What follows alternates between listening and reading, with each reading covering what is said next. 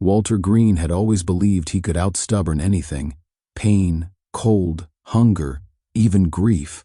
At 55, he was the kind of man who still ironed his work shirts every Sunday night and sharpened his knives with the precision of a surgeon. He'd spent 3 decades as a line cook, the last 10 as head chef at a small but revered French bistro tucked between the art galleries and cafes of downtown Seattle. The kitchen was where he felt most alive: chaotic, hot, loud, yet strangely controlled. Predictable, even when the burners flared too high or the pastry collapsed in the oven. So, when his nose started to itch one day in early March, he didn't pay it any attention. It was allergy season. The cherry blossoms were blooming again in Volunteer Park, and even the healthiest people were sniffling and scratching their eyes. He attributed the mild tickle in his right nostril to pollen or dust, or maybe the pepper he'd ground too aggressively that morning. But the itch didn't go away. It was subtle at first, just a slight irritation that would show up mid-morning and disappear after lunch. Then it began to last longer, lingering into the evening. At night, it would return just as Walter lay down, like an invisible thread teasing the inside of his nostril, tugging at his nerves. He told no one. That was Walter's way. You didn't complain about an itch. You didn't make an appointment for a sneeze. You powered through it. But the thing about this itch was that it didn't want to be ignored. 2 weeks in, the sneezing began. Not constant, but unpredictable, aggressive, explosive. A sneeze would come in the middle of whisking hollandaise, and he'd have to turn away from the stove, grab a rag, and muffle it. Then another would follow. And another. "Spring's got you too, huh?" One of the young servers teased him one day as he blew his nose near the walk-in fridge. Walter had just nodded and smiled. He hated small talk, especially when it required admitting discomfort. Deep down, though, something about this felt off.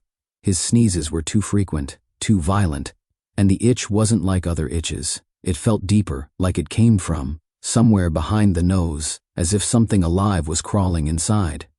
Still, he didn't stop working. He couldn't. The restaurant needed him. And besides, the thought of going to the doctor triggered a thrum of anxiety he didn't like to acknowledge. Hospitals had never been kind to him. He still remembered the white fluorescent lights, the smell of antiseptic, and the sound of a heart monitor flatlining as he stood beside his mother's hospital bed at age 17. The diagnosis had come too late. She'd hidden her symptoms for months, just like Walter was doing now. He'd never told anyone how watching her die had made him hate medicine, how the sound of a doctor clearing their throat made his skin crawl, how, for decades afterward, he'd treated health as something to be endured, not discussed. So no, he wasn't going to a clinic over an itch. At least, not yet. One Thursday evening, he was standing at the pass, inspecting a row of plated coq au vin when the itch spiked. It was sudden, sharp, like someone had jabbed a pin into the back of his nose. He barely had time to turn his head before he sneezed, 3 times in rapid succession. A fine mist sprayed across the edge of the countertop. One of the line cooks froze. The server waiting for the plates stepped back. Walter wiped his nose with his sleeve, tried to act like nothing had happened, but the eyes around him said otherwise. "You okay, chef?" someone asked. Walter nodded and turned back to the dishes. "Just allergies," he muttered. But he felt humiliated. And worse, something about that last sneeze had left him winded. He took a break, stepping outside into the alley behind the restaurant. The night air was cold, damp with drizzle, and the city lights blurred behind his watering eyes. He leaned against the brick wall and exhaled. His head throbbed. His nose felt raw. He reached into his apron pocket and pulled out a crumpled tissue. As he dabbed his nostrils, he noticed something strange. Blood. Just a speck, but enough to make his heart skip. He stared at the tissue for a long moment. Maybe he'd scratched something from all the sneezing. Maybe it was nothing. Or maybe, a small voice whispered, it was the start of something worse. That night, he lay awake in bed, staring at the ceiling fan spinning slowly overhead. The tickle was back, more insistent than ever. He rubbed his nose until the skin turned red, tried saline spray, sat upright with a pillow behind his back. Nothing helped. He remembered his mother's cough, the way she used to brush it off, as just a seasonal thing, how it turned into something terminal. No, this wasn't like that. This was just allergies. Still, for the first time in weeks, Walter felt genuinely afraid. The next morning, As he sliced shallots for the soup du jour, the itch returned so aggressively he had to stop. He stood there, knife in hand, paralyzed by the urge to sneeze. When it finally came, it was so forceful that his knees buckled slightly. A small jar of capers fell from the counter and shattered on the floor. He cursed under his breath and knelt to clean it up. As he picked up the glass shards, he felt a hand on his shoulder. It was Emma, the restaurant's manager, a kind woman in her 40s, who ran the front of house like a general. "You don't look great," she said gently. "I'm fine," Walter replied. "You're not. And you've been sneezing all over the kitchen for 2 weeks now. This isn't just about you anymore, Walter. It's about food safety." He said nothing. He hated confrontation almost as much as he hated doctors. Emma sighed. "I'm asking you to take a few days off. Just go see someone, get checked out, bring me a note, and we'll see where we're at." He nodded, too stunned to protest. Later, as he walked home under a gray, heavy sky, Walter felt something he hadn't felt in years: shame. And behind that, a creeping dread. Something was wrong. Something was living inside him, and he had no idea what it was. The rain had started again. In Seattle, that wasn't news, but this particular morning the drizzle seemed colder, heavier, like the sky itself was pressing down on Walter Green's shoulders. He sat at the kitchen table of his modest apartment, a half-eaten piece of toast going soggy on his plate, untouched. The coffee in his mug had gone lukewarm. He didn't notice. His fingers hovered near his nose, not quite touching it, afraid that even the gentlest rub might trigger another sneezing fit. It had been 4 days since Emma sent him home, 4 days of restless sleep, constant irritation, and escalating sneezes. He'd told himself he would see a doctor. He'd even looked up a clinic nearby, one with good reviews and an affordable walk-in fee. But each time he reached for the phone, something inside him hesitated. It wasn't just fear, it was the memory of hospitals, white walls, cold instruments, clipped voices behind closed doors. And somewhere deep beneath that, it was pride.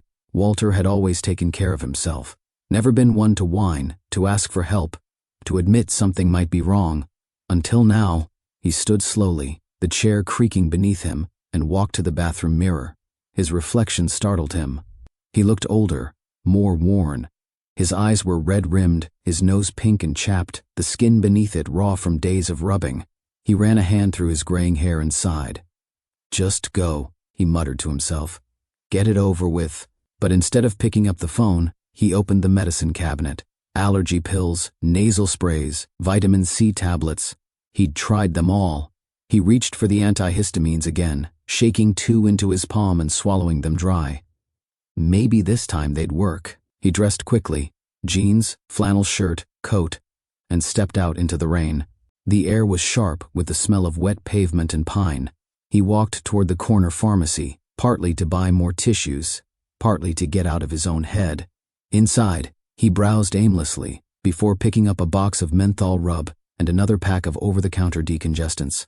As he stood in line to pay, a sneeze hit him so suddenly that he barely turned in time. A young woman behind him let out a startled gasp and took a step back. "Bless you," she said, hesitantly. Walter mumbled an apology, embarrassed. The cashier gave him a wary look as she rang up his items. "Maybe try seeing a doctor," she said, handing him the receipt. He didn't reply, just nodded, tucked the items into his bag, and left. That afternoon, as he sat on the couch watching old reruns of Frasier, the itch grew worse. It wasn't just in his nose anymore. It seemed to radiate behind his eyes, up into his forehead. At one point, it felt like something was moving inside his sinuses, crawling almost. He pressed a warm towel against his face, hoping the heat might relieve the pressure. It didn't. Instead, he sneezed again, 3 times in a row, so violently that his vision blurred. He staggered to the sink and caught his reflection once more. Blood. This time not just a speck, a thin, bright line traced down from his nostril. Panic surged in his chest. His hands trembled as he reached for a tissue, dabbing away the red. It didn't stop right away. He tilted his head back, sat down, and forced himself to breathe slowly. After 10 minutes, the bleeding subsided, but the fear didn't. He knew what he had to do. He picked up the phone, then he put it down. Again. It wasn't until nightfall that he did something unexpected. He opened the contact list on his phone and scrolled to a name he hadn't looked at in over 6 years, Marcia Green. His sister, they hadn't spoken since the fight, a shouting match over their father's care arrangements after his fall.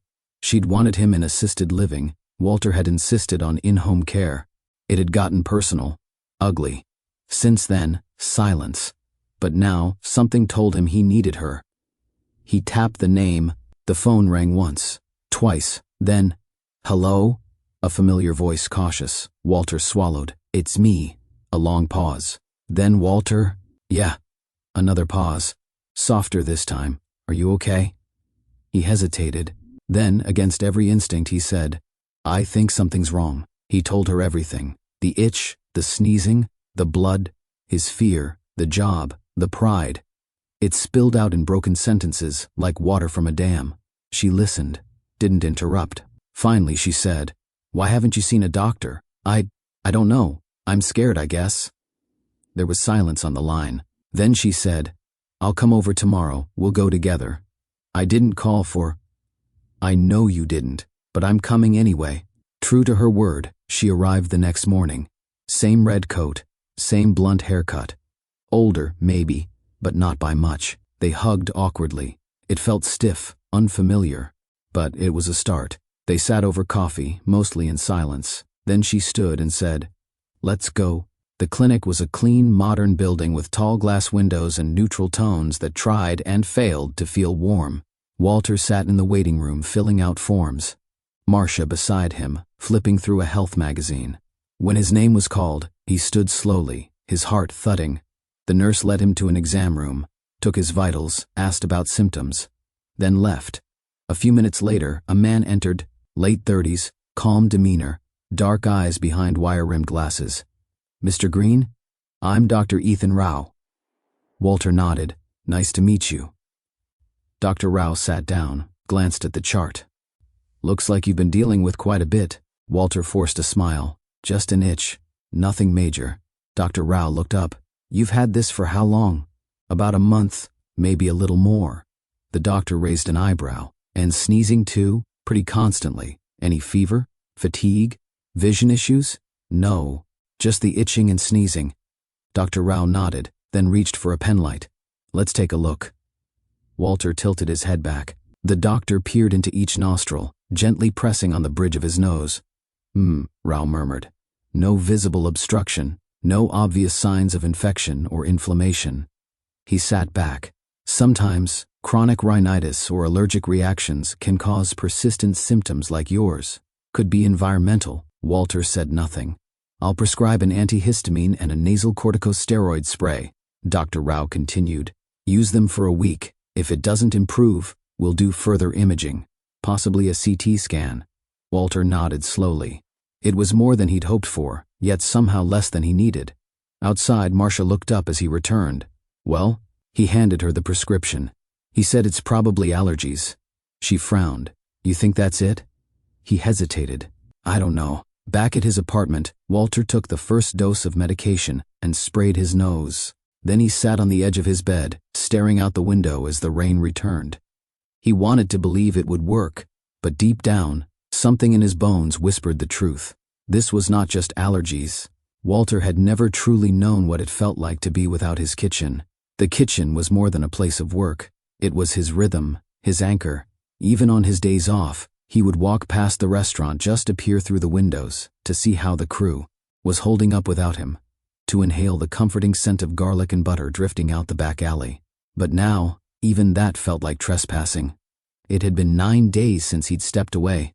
9 long days of silence, broken only by the occasional call from Marcia or the click of his apartment's old radiator. The medication hadn't helped. The itch was still there, though slightly dulled. The sneezing persisted, usually early in the morning and late into the night. He hadn't gone back to Dr. Rao yet. Some part of him was still hoping the symptoms would fade on their own, or that maybe he could will them away by sheer denial. But the truth was, he felt untethered, adrift. One afternoon, with nowhere else to go, he found himself standing across the street from the bistro. It was a gray Wednesday, the kind where the sidewalks glistened with mist and car tires hissed along wet asphalt. He watched through the window as the new sous chef, a younger man named Lucas, called orders to the line. Walter could tell, even from afar, that the rhythm was slightly off.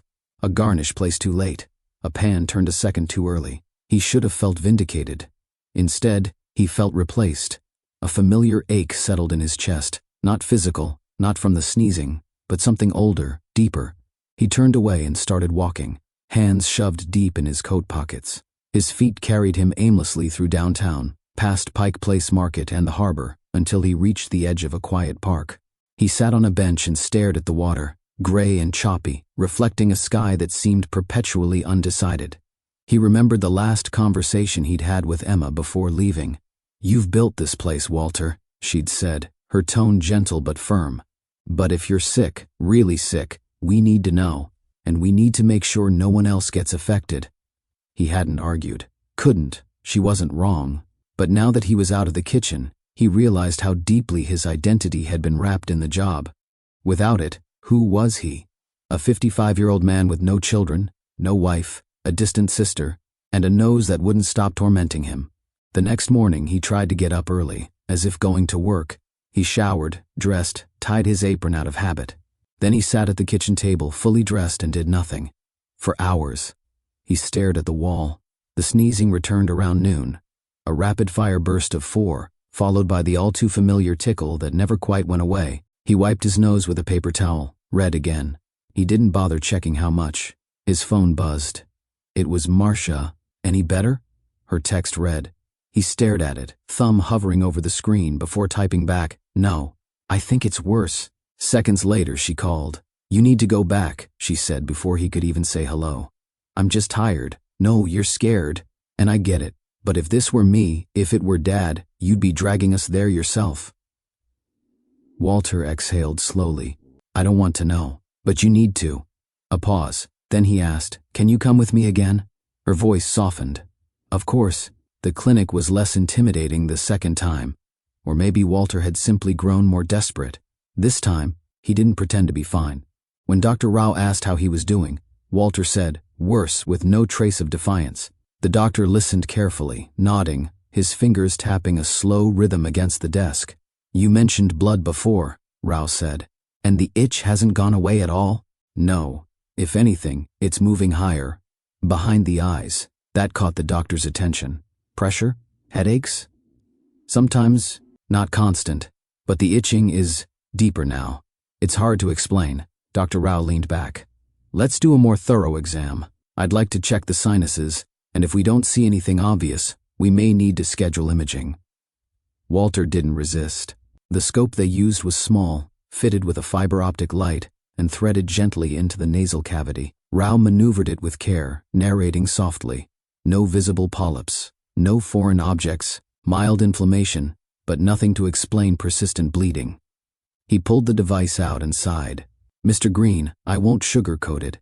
We're not seeing a cause for your symptoms, but they're clearly real, so I'd like to move forward with a CT scan.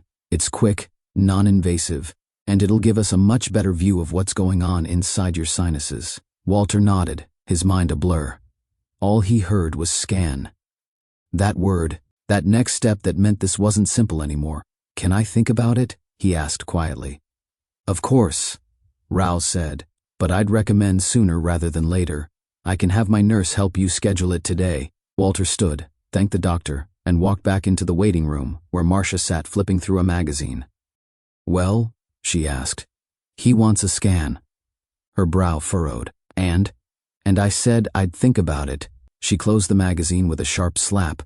"Walter, I know, I just need to process." They left the clinic in silence, the air between them heavy with things unspoken. As they reached his building, Marcia paused. "You need to take this seriously," she said. "I am." "Then why won't you say yes?" "Because I'm scared," he admitted, surprising even himself. She looked at him, and her expression softened. "You think I wasn't scared when Dad fell?" she said. "When I had to decide whether to put him in a home or not?" Walter looked down. "I was angry at you for that, I know. And I was angry at you for not being there." They stood in silence. The rain started again, light and steady. "I'll pay for the scan," she added. He shook his head. "You don't have to, I know, but I want to." Walter opened the door to his building and turned to face her. "Okay," he said finally. "Let's schedule it." A small smile tugged at her lips. Good. Back in his apartment, Walter sat at the edge of his bed and looked around. The room felt less like a place to hide, and more like a waiting room now. He didn't know what the scan would show, but for the first time in weeks, he felt like he was moving forward, and maybe, just maybe, he wasn't alone in it anymore. Walter sat in the corner of the waiting room, shoulders hunched beneath a heavy wool coat, even though the room was warm. It wasn't the temperature that made him cold. It was the waiting, the quiet hum of the fluorescent lights above, and the sterile lemony scent of antiseptic mixed with something metallic gave the air a nervous stillness. Across from him, a mother rocked a sleeping toddler in her arms. Nearby, a man scrolled silently through his phone, occasionally sniffing but never making eye contact. Marcia sat beside him, flipping through a 6-month-old issue of National Geographic, though she hadn't turned the page in 10 minutes. Walter noticed, but didn't say anything. There was a tension between them, not hostile, but coiled, like something about to be said. "I'm glad you're here," he finally muttered, eyes fixed on the beige tile floor. Marcia looked up, then gave him a half-smile. "You're welcome. I'm glad you finally came. I thought about not." "I know." That was it. That was all they needed to say. The door to the back hallway clicked open, and a nurse appeared, holding a clipboard. "Mr. Walter Green?" Walter stood, bones creaking just slightly, and followed the nurse down a long, muted hallway. The clinic was newer than he expected. Polished floors, minimalistic decor, warm recessed lighting instead of the usual sterile glow. It was almost calming. "Go ahead and have a seat," the nurse said, motioning to an exam table inside a private room. "Dr. Rao will be in shortly." The door closed with a soft click behind her. Walter sat on the edge of the table, glancing around. A framed poster on the wall showed a detailed diagram of the human sinuses. He found himself staring at it, at the maze of passages and hollow chambers inside the skull, and thought about how fragile the whole thing seemed. Just air and bone, like a house made of tissue paper. The door opened again, and in stepped Dr. Ethan Rao, same calm demeanor as the first time, crisp white coat, and a kind but unreadable face. He extended his hand, which Walter shook with a bit more strength than he expected from himself. "Walter, good to see you again," the doctor said, then pulled up a rolling stool and opened a tablet. "I wouldn't call it good," Walter replied dryly. Dr. Rao chuckled politely. "Fair enough. But I'm glad you came back. I want to get to the bottom of this." He tapped a few things on the screen. "You said the symptoms haven't improved? Still sneezing, still itching?" "Worse, actually," Walter admitted. "It's like there's something in there, not just irritation. Like something's alive." Dr. Rao nodded slowly, clearly taking the words seriously rather than dismissing them. "And you've also experienced minor bleeding?" "Yeah. Last week it was more than minor." "Any headaches? Changes in vision? Facial numbness?" "No. Just this crawling feeling. And sneezing fits that feel like they're shaking my skull loose." "All right," Dr. Rao said, standing. "Let's take another look." He retrieved a small tool, an endoscope, and gently explained the process. Walter braced himself, though the doctor was as gentle as possible, guiding the slim, flexible device just inside his nostrils. He could feel it moving deeper, a subtle pressure that made his eyes water. Rao spoke calmly as he navigated. "No polyps. Mucosa looks normal. Minor inflammation along the lateral wall. That sound. That pause." Walter didn't like that. "What?" "I just want to check something," Rao replied, withdrawing the scope. "Nothing obvious, but I want to make sure we're not missing anything deeper." He sat back down. "Walter, based on what you're describing, and because the endoscopy didn't give us a clear answer, I'd recommend imaging." "A CT scan." Walter stiffened. "Scan? It's nothing invasive. It takes a few minutes, but it gives us a 3D view of your sinuses, bones, soft tissue. It'll show us what we can't see with our eyes. And if I don't want to do that yet?" Rao was quiet for a moment. "I understand this is unsettling, but you've lived with this for over a month now. If there's something in there causing your symptoms, and I believe there is, we need to see it. Otherwise, we're treating it blind." Walter's throat felt dry. "Is it going to be expensive?" "I spoke with the admin team before your appointment," Rao said, his voice steady but kind. "We know cost is a concern. They can work with you on payment. Your sister already mentioned she's willing to help." Walter's jaw clenched. He hated that Marcia had brought that up. but he didn't argue. Deep down, he knew this couldn't be ignored much longer. "What are you looking for?" he asked, not sure if he wanted an answer. Could be a foreign object, could be a structural anomaly, could be something benign like a bone spur, or something rarer. But we won't know until we look. Rarer. Walter didn't like the sound of that. "All right," he said finally. "Let's do it." Dr. Rao nodded. "Good. I'll have the front desk schedule it for tomorrow morning. Try not to worry too much tonight." Walter managed a weak smile. Too late. Walter didn't sleep that night. The apartment, usually a quiet refuge, felt like a holding cell. The walls closed in on him no matter how many times he turned on the lights, adjusted the blinds, or changed the position of his pillow. The ticking of the clock became unbearable. Every minute that passed dragged a freight train of uncertainty behind it. He lay in bed, staring at the ceiling, watching shadows shift with the faint glow from the street lamp outside. The idea of something inside his head, his face, his sinuses, unseen, undetected, moving or growing, it gnawed at him. And the worst part? He didn't even know if it was real. Was he imagining it? Was his body betraying him, or was his mind? The sneezing didn't stop, though it wasn't constant, just often enough to keep his nerves on edge, just spaced out enough to prevent sleep. At one point he stood in the bathroom staring at his reflection again, red, hollow eyes, nose chafed and irritated, skin pale. He thought about how different he looked from the man in the framed picture on his dresser, younger, laughing, standing next to his father in front of a grill. That man didn't look afraid of his own body. He ran cold water on his face and gripped the sink until his knuckles turned white. Then he whispered to himself, not as a mantra, but as a warning. Whatever it is, it ends tomorrow. The next morning, Walter met Marcia in the clinic parking lot. She didn't speak much, sensing his mood. She just gave him a warm thermos of tea and walked beside him to the entrance. The outpatient imaging center was sleek and modern, blonde wood walls, soft music playing in the background, digital kiosks for check-in. None of it helped. The place still smelled like medical supplies and sterile fear. He was checked in quickly, and soon enough, a nurse called his name. Marcia gave his shoulder a reassuring squeeze as he followed the nurse through another, long hallway, into a room that was both clinically clean and strangely futuristic. The CT scanner sat like a giant white ring in the center of the room, humming faintly. It reminded Walter of an enormous eye, wide open, waiting to look inside him. "Just lie down here," the technician said gently. "Head positioned here. It'll take a few minutes. You'll hear some clicks and humming. Try to stay very still, and we'll talk you through everything." Walter obeyed silently. The table moved with a low mechanical groan, easing him into position. The technician adjusted pads along the sides of his head and lowered a support bar. Then the ring began to rotate. As the scanner whirred to life, Walter tried to keep his mind blank, but it filled with racing thoughts instead. What if it was cancer? What if it was something pressing on his brain? What if they couldn't fix it? What if it was nothing? What if this whole thing was just in his head? The machine clicked louder now, like a clock counting down. He clenched his fists beneath the blanket and focused on his breathing. In, out, in, out. After 10 minutes, it was over. "You did great," the technician said, as she helped him sit up. "The images should be ready for your doctor later today. You'll probably get a call." Walter nodded, numb, and followed her out into the hallway.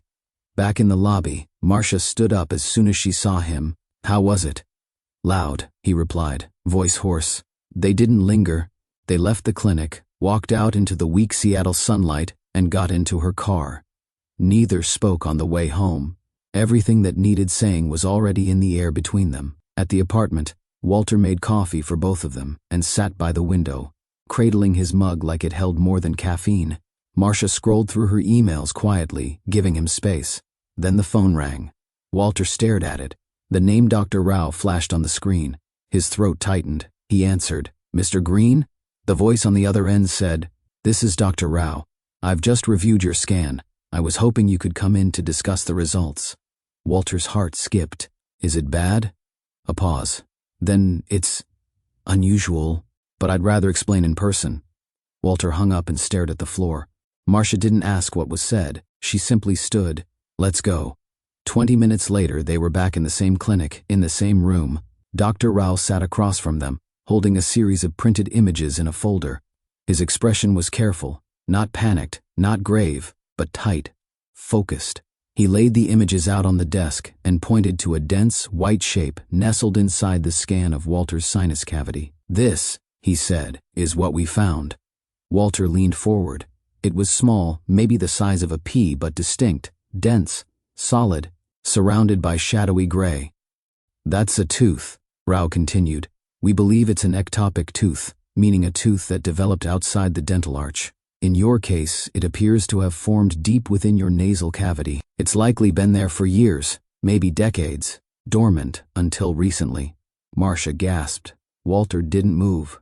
"It's not cancer," Rao added quickly. "There's no sign of malignancy, no tissue inflammation that would suggest anything dangerous in that sense. But it does explain your symptoms. The pressure, the sneezing, the irritation. It's all from this." Walter stared at the image again. "A tooth?" he repeated. Rao nodded. "Rare, very rare, but real." "And now?" Walter asked. "Now," Rao said, folding the folder, "we remove it." Walter had never seen an operating room up close. Everything he knew about them came from television. Bright lights gleaming, metal instruments, people in blue masks moving with purpose. But the real thing? It was colder, quieter, somehow lonelier. He was wheeled through a narrow corridor in a reclining chair, wrapped in a paper-thin gown and a scratchy hospital blanket. His feet, clad in non-slip socks, poked out uselessly. He felt like a piece of cargo, labeled, barcoded, moved from room to room under fluorescent lights. The nurse beside him offered a kind smile as they turned a corner. "We'll take great care of you, Mr. Green. Dr. Rao will be here shortly." Walter nodded, too nervous to speak. His tongue felt thick in his mouth. His stomach was a pit of slow-turning nausea. He had agreed to this, signed the forms, told Marcia he was ready. But now, lying on a wheeled cart, listening to the rhythmic squeak of its wheels echo down the hall, he wasn't sure. The door ahead opened with a hiss. Inside, the surgical suite looked like a spaceship, clean, gleaming, full of strange devices. Monitors blinked and beeped softly. A bright surgical light loomed overhead like a second sun. Several masked figures moved around the room with quiet urgency, setting up tools, checking labels, snapping on gloves. Walter was transferred from the cart to the surgical table. The surface beneath him was hard, unnervingly flat. The nurse adjusted a support under his neck and shoulders, tilting his head slightly back. He closed his eyes, took a breath, and then he heard a voice. "Morning, Walter." He opened his eyes to see Dr. Rao standing above him, fully scrubbed in, only his eyes visible behind the mask and cap. Somehow, even in full gear, his presence was calming. "You're in good hands," Rao said. "This procedure is delicate, but we've done many like it. We'll go through your nasal passage, remove the object and close up the site. No external incision. Should take under 2 hours." Walter gave a faint nod. "You're sure it's a tooth?" Rao smiled behind the mask. "The scan is conclusive. We'll know more once we see it directly. But yes, it's a tooth." Walter exhaled. "Just make sure it doesn't bite me on the way out." The doctor laughed gently. "Fair enough." Another figure appeared beside him, a woman with calm eyes and a soothing tone. "The anesthesiologist." "Hi, Walter," she said softly. "We're going to start getting you relaxed now. I'll be with you the whole time. We're using general anesthesia. You'll be asleep before we begin, and you'll wake up in recovery." She adjusted the IV in his arm, began pressing buttons on the machine beside him. A light hiss filled the air as oxygen began to flow into the soft mask, placed over his nose and mouth.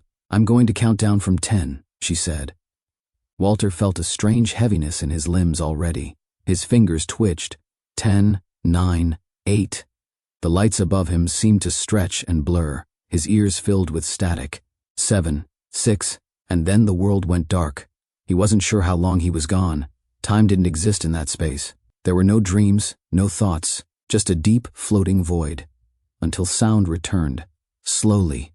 Muffled voices, the hum of machines, then the pain. Not sharp, but present, a dull throb behind his cheekbone, paired with a sensation of dryness in his throat. He blinked against the overhead light, now dimmer, more distant. A nurse stood beside him, checking a monitor. "You're awake," she said gently. "You did great." Walter tried to speak, but his mouth was like sandpaper. She handed him a small cup of water with a straw. "Sip slowly." He obeyed, and the cold liquid brought immediate clarity. "Dr. Rao will be in soon to talk with you," she added. He said. Everything went very smoothly. Walter gave a weak thumbs up, the most he could manage. A few minutes later, Rao entered the recovery room, still in scrubs but now maskless. His hair tousled beneath the cap. He looked relieved. "How do you feel?" he asked. "Like I got punched in the face," Walter croaked. "That's about right," Rao chuckled. "But you're going to be okay." He pulled up a stool and showed Walter a small sealed specimen jar. Inside it floated something pale and pointed, tinged with traces of red.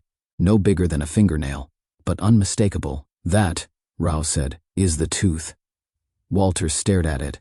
Fully formed, root and all, it was lodged deep into the upper nasal cavity, angled upward toward the sinus wall. It wasn't connected to any other structure, just embedded like it had grown wild.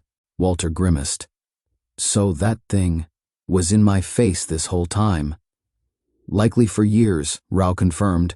"We think it was a developmental anomaly, possibly present since childhood. It may have shifted or started pushing against nearby nerves recently, which triggered the symptoms." Walter shook his head in disbelief. "I never knew, never imagined. No one would. This is one of the rarest placements we've seen." He paused, then added, "But the surgery went flawlessly. We removed it cleanly, sealed the site, and cauterized the area. You'll be sore for a few days, but the worst is behind you." Walter leaned back on the pillow, suddenly exhausted. But something inside him, a pressure, a constant, invisible claw, was gone. For the first time in weeks, he didn't feel the itch. He didn't feel afraid. He just felt free. Walter stayed in recovery for another hour, monitored closely, while the anesthesia fully wore off. The sensation in his limbs returned slowly, first tingling in his fingertips, then a dull ache in his legs. His throat was still raw from the breathing tube, and the ache behind. His cheek felt like a bruise spreading through the inside of his head. But he was alert, he could breathe clearly, and most miraculously, the itching was gone. It felt strange not to feel it anymore. The absence was almost louder than the presence had been, like the quiet after a storm, when everything feels still but charged. When Marcia arrived, the nurse led her into the recovery room.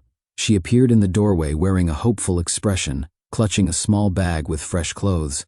Walter tried to smile. "Hey," he rasped. Her face softened with visible relief.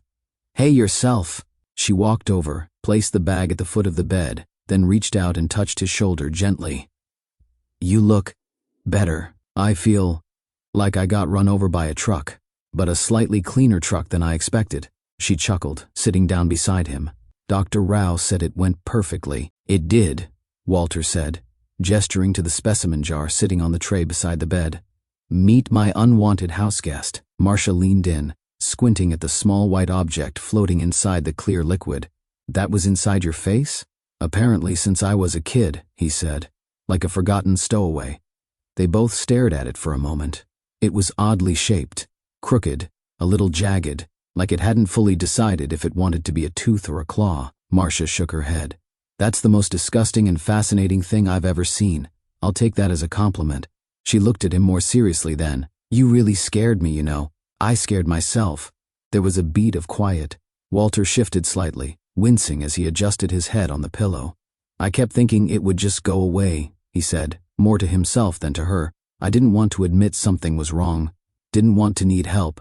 Didn't want to be weak." Marcia frowned. "You're not weak, Walter." "I felt like it," he admitted. "Especially when I couldn't work, when I couldn't sleep, when I couldn't stop sneezing in front of customers." She smiled. "I'm just glad you finally let someone help." He met her eyes. "I'm glad it was you." The moment hung between them, quiet, real, a long-needed reconciliation that didn't require grand apologies, just presence, just showing up. Later that afternoon, Walter was cleared to go home. He walked slowly, cautiously, his body stiff and unfamiliar. The clinic had given him post-op instructions, painkillers, and a follow-up appointment for the following week. Rao had even scribbled a note in the corner of the discharge papers. "You're tougher than a tooth. Rest well." The drive home was quiet. The city passed outside the window in shades of gray and gold as the sun began to break through the afternoon clouds. Back at the apartment, Marcia helped him settle into the recliner and brought him a bowl of warm broth. He sipped it slowly. grateful for the simple taste, for the quiet, for the absence of discomfort in his nose. That night, for the first time in over 6 weeks, Walter slept through the night. No sneezing, no itching, no dread, just silence, and dreams without teeth. The next morning he woke with the sun filtering through the blinds and the sound of birdsong drifting through a cracked window. He sat up slowly, testing his body. His face ached, sure, but it was manageable, familiar, human, not maddening. He walked to the kitchen, brewed coffee, and stood at the counter as it dripped. The smell, strong and dark, brought back a feeling he hadn't realized he missed. Normalcy. He carried his mug to the window and stared out at the city. Everything looked sharper now, more vivid. Maybe it was the painkillers, maybe it was the sleep, or maybe it was just perspective. His phone buzzed. A text from Emma, his restaurant manager. "Heard you made it through. Don't rush back. But know your spot's still here. We miss you and your ridiculous playlists." Walter smiled. He typed back, "One nose, one man, one chef. Coming soon, but not too soon." Then he paused and added, "Thank you, really." He spent most of the day resting, occasionally watching TV or flipping through a recipe book he hadn't opened in months. He wasn't in a rush. The kitchen would still be there when he was ready. And now, for the first time in a long while, he actually wanted to go back. Not to prove something, but to enjoy it. That evening, he sat with Marcia on the balcony, a light blanket draped over his legs, a cup of mint tea in hand. The city lights blinked softly in the distance.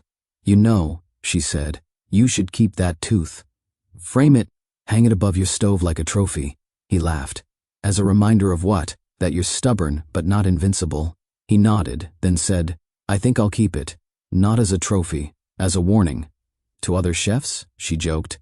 "To myself," he said, "that the body always whispers before it screams." Marcia leaned back, thoughtful. "You should write that down." "I might." And as the sky darkened into a soft indigo and the stars began to appear, Walter felt something settle inside him, not the tooth, not the pain, but a kind of peace, the kind that only comes after you've faced something frightening and walked through it to the other side. He touched his nose lightly, feeling nothing but skin. Finally, quiet. Walter Green didn't expect peace to be loud, but in the weeks following his surgery, that's exactly what it was. Loud in the way his senses came roaring back, loud in the way his mind, once fogged by irritation and fatigue, suddenly opened like windows thrown wide in spring. Even silence had a new texture to it, richer, deeper, purposeful. The itching was gone, the sneezing had stopped, and with their departure came a startling realization. He'd been living half alive for months, maybe years, without even knowing it. He could finally breathe. That fact alone stunned him more than the surgery itself. Recovery was smoother than expected. There were soreness, of course, and occasional sinus pressure that came and went with the weather. But Walter didn't complain. He took his meds, went to follow-up appointments, and did the one thing he hadn't done in years. He rested. Marcia stayed nearby for the first few days, checking in after work, bringing groceries, arguing gently when he tried to lift too much too soon. But eventually she trusted him to manage on his own. Their relationship, once brittle and strained, had softened into something familiar. Not quite what it had been in childhood, but no longer broken. The silence between them was no longer filled with unspoken blame. It was, at last, just silence. One afternoon, Walter stood at the stove boiling pasta when his phone rang. It was Dr. Rao. "I just wanted to check in," the doctor said. "You're due for your final post-op review next week, but I thought I'd see how you're feeling." "I feel..." Walter paused, searching for the right word. "Strangely human again." Dr. Rao laughed. "That's good to hear." There was a pause. Then Rao said, "We also received the final pathology report on the extracted tooth." Walter blinked. "Pathology?" "Standard procedure," Rao replied.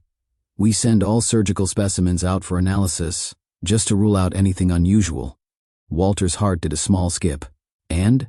"Nothing dangerous," Rao said quickly. "It's benign tissue." But the report was interesting. He went on to explain how the tooth wasn't quite like a normal tooth. It had dental pulp, yes, and a root structure, but the enamel was thinner, and there were small traces of undifferentiated cells around its base, tissue that hadn't fully matured. According to the lab, it resembled something called a developmental remnant, possibly tied to embryonic tissue. So, Walter said slowly, what does that mean? It means it wasn't just a tooth that grew in the wrong place, Rao replied. It may have been a fragment of a developmental anomaly, a leftover from fetal development that never resolved. Rare, but documented. Walter rubbed his temple. I was born with it? Likely, Rao said. It probably remained dormant until age or environmental factors caused it to shift. A pause. Well, Walter muttered, glad it didn't grow a second head. Rao laughed again. You've got a good sense of humor about it. Walter smiled. I'm just glad it's out of me. After the call, Walter sat quietly at the table, looking out the window. It was a clear afternoon, the kind of day Seattle rarely offered. A sky stretched wide and blue with only wisps of cloud hovering like punctuation marks on an otherwise perfect sentence. For the first time in years, he considered doing something he hadn't done in decades.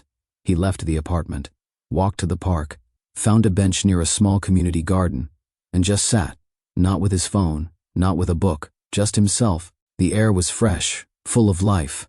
Children laughed in the distance. A man jogged past with a golden retriever. Birds sang above the hedges, uncaring of his presence. It was nothing extraordinary. But to Walter, it felt like being reborn. A week later, he returned to the restaurant, not to work, but to visit. Emma greeted him at the door with a look of relief and mock indignation. You look alive, she said, arms crossed. I am, he replied. She motioned toward the kitchen. You want to step in? He glanced through the window at the controlled chaos of the lunch rush. Lucas was manning the sauté station. 2 new faces stood on prep. It all moved smoothly, but Walter could see the small things, a pan too hot, a garnish too clumsy. He smiled. I'll come back, he said, but maybe, not as head chef. Emma raised an eyebrow. Oh? He nodded, thinking about teaching. Maybe a small class, sharing what I know instead of just burning myself out doing it. Emma leaned back. You'd be damn good at that. I've got a great story to start with, he added. She laughed. You mean the tooth? He grinned. The one and only. A few weeks later, Walter found himself standing in front of a dozen people at a local community center, most of them over 50, a few retired chefs, a couple of curious home cooks. He held a ladle in one hand and pointed to a simmering pot with the other. Rule number 1, he said, don't sneeze in your consommé, trust me. They laughed. And for the first time, the story of the tooth became something else. Not a horror, not a humiliation, but a badge, a lesson. At the end of class, an elderly man approached him. He wore thick glasses and had a slight tremor in his hand. My granddaughter's going through something weird, the man said quietly. Something medical. Doctors can't figure it out. Walter nodded slowly. Scary. Yeah, she's scared. We all are. Walter paused, then said, tell her this. The body is full of secrets. Some take years to show themselves. But when they do, it doesn't mean you're broken. It just means it's time to listen. The man blinked, eyes glossy. Then he smiled and shook Walter's hand. That night, back at home, Walter placed the small specimen jar on a shelf above the kitchen counter. He had cleaned the label off, polished the glass, and placed it beside a framed note from Dr. Rao that simply read, not everything strange is dangerous, but everything unexplained deserves your attention. He looked at it every morning, not with fear, but with respect. Walter didn't go back to the restaurant full time. He didn't need to. Something in him had shifted, not just physically but fundamentally. The kitchen was still his domain, still his joy, but now it was something he wanted to share, not control. He'd taken on teaching at the community center twice a week, small classes, intimate, informal. He showed people how to hold a knife properly, how to make a roux without burning it, how to cook eggs that actually tasted like something, but more than that, he gave them space, time, encouragement, a sense that even if your hands shook or your memory was fuzzy, you could still create something good. He liked it, a lot more than he expected to. One rainy Thursday afternoon, he arrived at the center early to prepare. The rain tapped lightly against the high windows, and the room smelled faintly of yeast and parsley from the previous class. He set down his bag, put on his apron, and started unpacking his ingredients. Onions, cream, thyme, stock. He just laid out the cutting boards when a quiet knock sounded at the door. It wasn't time yet, but he called out, "Come in!" The door creaked open, and a small boy peeked in. 8, maybe 9. years old, thin dark hair sticking to his forehead from the rain. "Hi," the boy said, barely above a whisper. Walter smiled. "Hey there. You lost?" The boy stepped inside, clutching a folded raincoat in both hands. Behind him, a woman appeared, mid-30s, tired eyes, soft expression. His mother, Walter guessed. "Sorry," she said. "We're early." He insisted on coming before the appointment. "No problem," Walter said, wiping his hands on a towel. "What appointment?" The mother hesitated. "Int clinic. Down the block. He's got a nasal condition. Nothing too serious, but, well, he's scared." The boy looked down at his sneakers, not saying a word. Walter knelt down slightly to meet his eyes. "What's your name?" "Caleb," the boy mumbled. "Well, Caleb," Walter said, "let me show you something." He walked over to a small shelf near the window and pulled down a clear jar. Inside floated the infamous object, crooked, white, root and all. Caleb's eyes widened. "What is that?" Walter grinned. "That, my friend, is a tooth. But not just any tooth. It lived inside my nose for most of my life." The boy stared, open-mouthed. "No way." "Way," Walter said. "Doctors couldn't figure it out for weeks. I thought I was going crazy. Couldn't breathe right, couldn't sleep, couldn't even make soup without sneezing." Caleb giggled. "So one day," Walter continued, "I let someone help me. A doctor. And they found this little monster lodged up in my head. Took it out. Now I can breathe again." The boy reached out and touched the glass gently. "That was inside your nose?" "Yup." "Did it hurt?" Walter tilted his head. It was uncomfortable, but the not knowing, that was worse. Caleb looked thoughtful. "I don't want to go today." "I know," Walter said. "I didn't either. But you went." "I did. And you know what? It made all the difference." The boy looked up at him. "What if they find something weird?" Walter smiled gently. "Then you'll have a story to tell. And maybe one day, you'll help someone else who's scared too." Caleb nodded slowly, then turned to his mother. "Okay, I think I'm ready." She mouthed a silent thank you to Walter, and the two of them left, disappearing into the rain-soaked hallway. Walter watched them go, then turned back to the kitchen. He lit a burner, set a pan on the flame, and let the heat rise. Some things, he realized, leave quietly. Some battles end without fireworks. Sometimes, the biggest victory is simply breathing easier than the day before. At his next follow-up appointment, Dr. Rao greeted him like an old friend. "Still breathing?" "Better than ever." Rao chuckled. "We get a few patients a year with strange sinus issues, but you win. I'll take the trophy." They sat for a while, reviewing scans, checking vitals. Everything looked perfect. Walter asked about the lab report again, curious about the developmental tissue. Rao explained it in more detail, how rare it was, how it likely occurred in utero, a random mutation with no larger consequence. "You'd be surprised," Rao said, "how many people walk around with oddities inside them. Most never know. Most never have symptoms." Walter raised an eyebrow. "Lucky me." Rao grinned. "In a strange way, yes. You found yours. You faced it. Most people ignore what's whispering until it starts screaming." That phrase stayed with Walter for days. The body whispers before it screams. One evening, back in his apartment, he sat alone with a journal open in front of him. The page was blank except for a title scrawled at the top, "Things That Lived Inside Me." He wrote down the obvious, the tooth, the pressure, the fear.